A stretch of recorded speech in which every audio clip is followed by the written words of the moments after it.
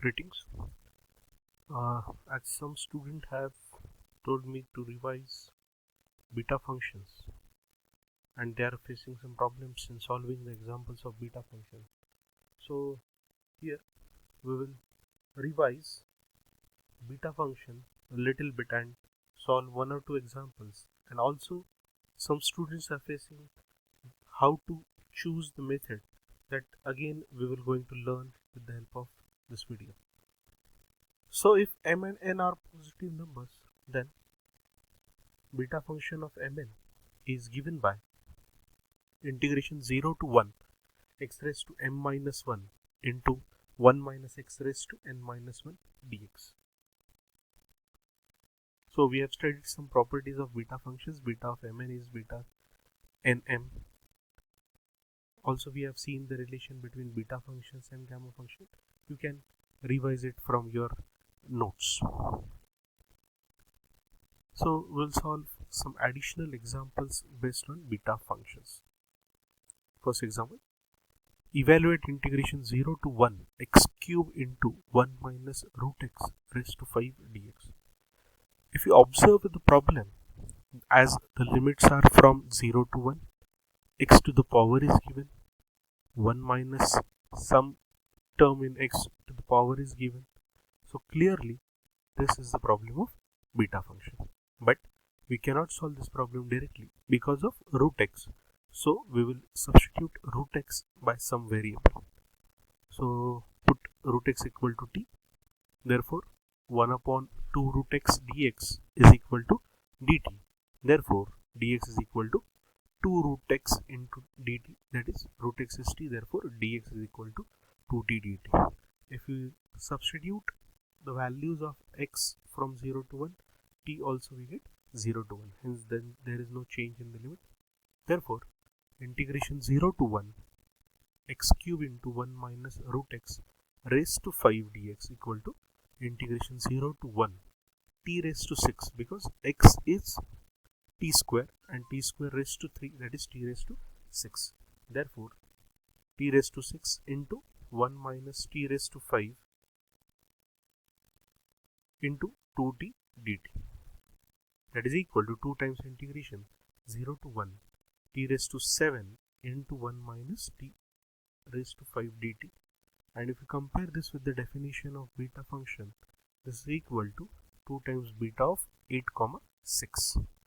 And using the relation between beta and gamma function, beta of 8 comma 6 is equal to gamma 8 gamma 6 upon gamma 14. So 2 times gamma 8 gamma 6 upon gamma 14, as gamma 8 is 7 factorial, gamma 6 is 5 factorial, gamma 14 is 13 factorial. So we get 2 times 7 factorial into 5 factorial divided by 13 factorial, and simplifying this we get answer as 1 upon 5148. Next example, evaluate integration 0 to 1 1 minus x to the power 1 by n raised to m dx. Again, if you look at the problem, the limits are from 0 to 1, 1 minus some terms raised to m is given, hence we can easily identify that this is the problem of beta function. So we will be putting x raised to 1 by n as t, therefore x equal to t raised to n, therefore dx is equal to n t raised to n minus 1 dt. Again, if you look at the limits does not change, therefore t from 0 to 1. Therefore if you replace this in integration reduces to integration 0 to 1 1 minus t to the power m into n t raised to n minus 1 dt. If you rearrange this, n is outside, integration t 0 to 1 t raised to n minus 1 1 minus t raised to m dt. And if you compare with the definition of beta function, this is equal to n times beta of n comma m plus 1. So again, if we apply the relation between beta and gamma function, we will get this equal to n into gamma m plus n upon gamma m plus n plus 1. But gamma n is n minus 1 factorial, gamma m plus 1 is m factorial, gamma m plus n plus 1 is m plus n factorial.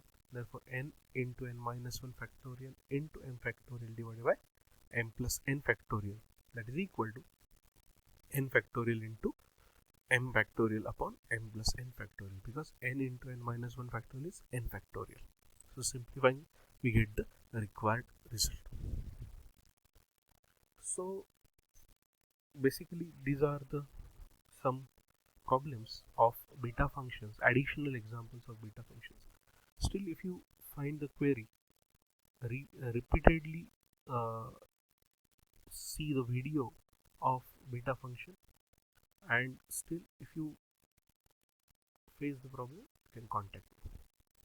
Now many of the students understood gamma, beta and reduction formulae separately, but when it comes to the problem combined thing, how to identify the problems of gamma, beta and reduction formulae, this is the main challenge many students are facing.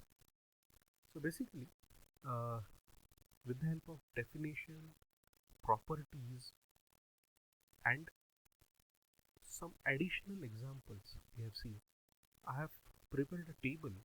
So this table will tell you how and when which method is useful, or when we can apply these methods.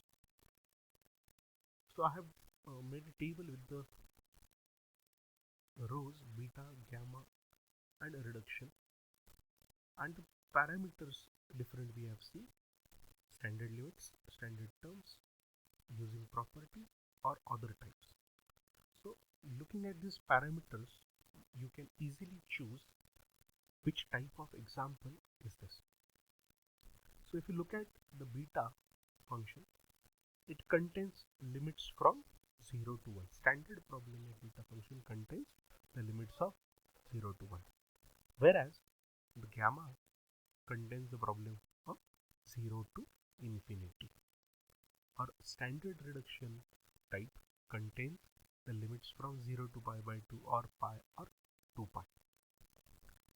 So whenever the limits are from either 0 to 1, first of all we have to think of beta. Whenever it is from 0 to infinity, we have to think of gamma first.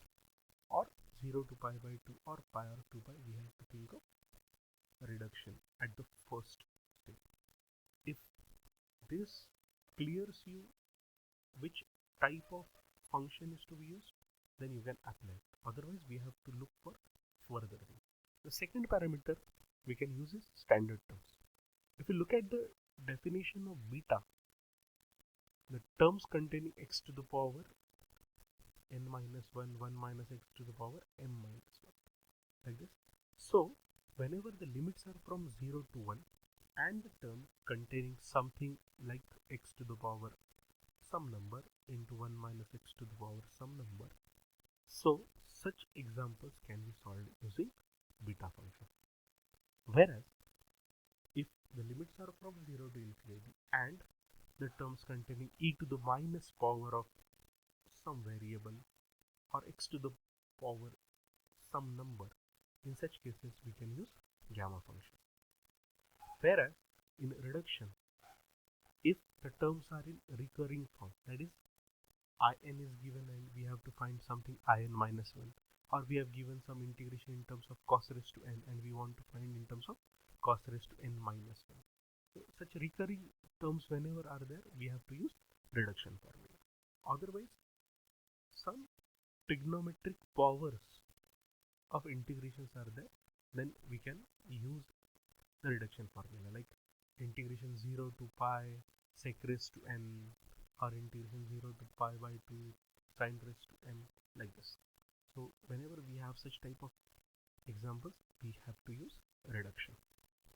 Now these two conditions are based on the definitions of beta, gamma and reduction, but always we will not get such type of thing. If you apply look at the limit and standard terms, and if you are able to solve the problem using the respective method, go further. Otherwise, we have to look into the properties or some specific type of examples. So using properties, we can identify the function. As earlier we have said, beta function should be chosen from the limit 0 to 1. But sometimes we have seen one property that integration 0 to infinity x raised to m minus 1 upon 1 plus x to the power m plus n. So whenever we have such type of example, we have to choose beta function. Similarly for gamma, we have considered standard limit as 0 to infinity. But if you have particular property integration 0 to 1 log 1 upon y raised to n minus 1. So in such type, we have to use gamma function. So whenever there is a problem of log and limits are from 0 to 1, you can try for gamma. In reduction, if there are some problems which are not be solving by gamma or beta and they are not looking like recurring terms or powers of trigonometric functions, in such cases you have to check whether there is some standard substitution in trigonometry so that this problem can be reduced to reduction formula. So using standard substitution, you have to check whether the problem is to be solved by reduction. Further, specific type or other types, we can say we have solved some type of example.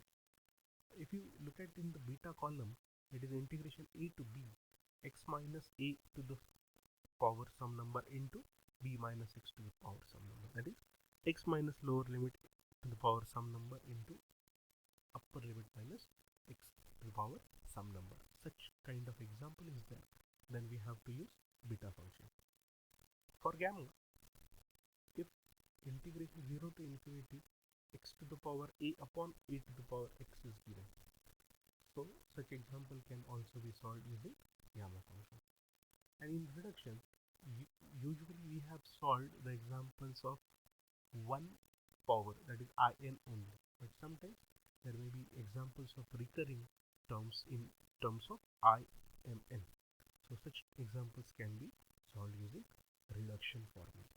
So basically, whenever you want to choose the type of example, first look at the definition.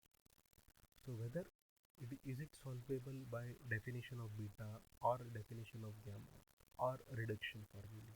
If it is solvable, go ahead. If limits are looking like this but definition is not satisfied, then you have to check some property or some specific type of examples. I think this may clear your doubt. Thank you very much. Still, if you have any queries on gamma, beta or reduction, WhatsApp me anytime.